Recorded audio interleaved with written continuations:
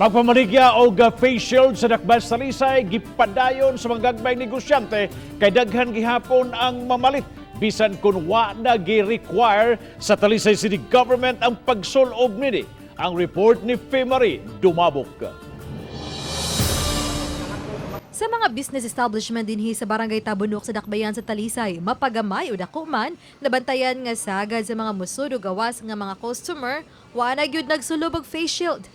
So dusab sa pipila ka bulan nga gi-required ang pagsulob og face shield, sama na lang dinhi sa Dakbayan sa Talisay apan sukad ni atong Biyernes ni pagawas og EO ang mayor dinhi sa Dakbayan nga gilibkas na ang pag-require sa pagsulob og face shield. Apan bisan pa man kun wala na gi-required o wala na di na pinugos ang pagpasuot og face shields ilabi na sa pampublikong lugar, pipila sa mga mamaligyaay, sama na lang niining ginagbay nga mamaligyaay ang padayon gihapon sa pagpamaligya sa face shield nang iyawat nga mahalinan gihapon.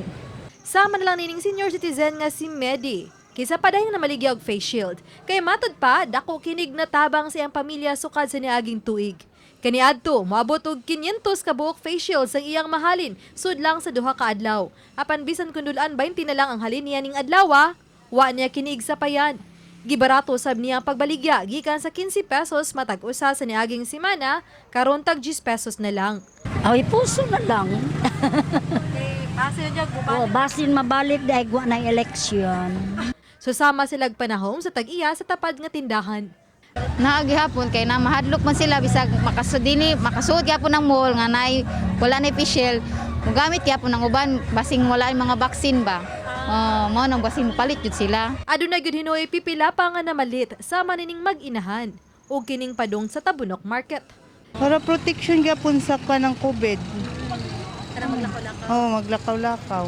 Sa EO nga giluwatan sa mayor sa Dakbayan sa Talisay, gi-require hinuon gihapon ang pagsulob og face shield sa mga medical establishments. Apan optional alang sa mga pribadong establishmento.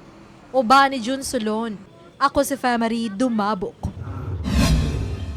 Balitang Bisdak.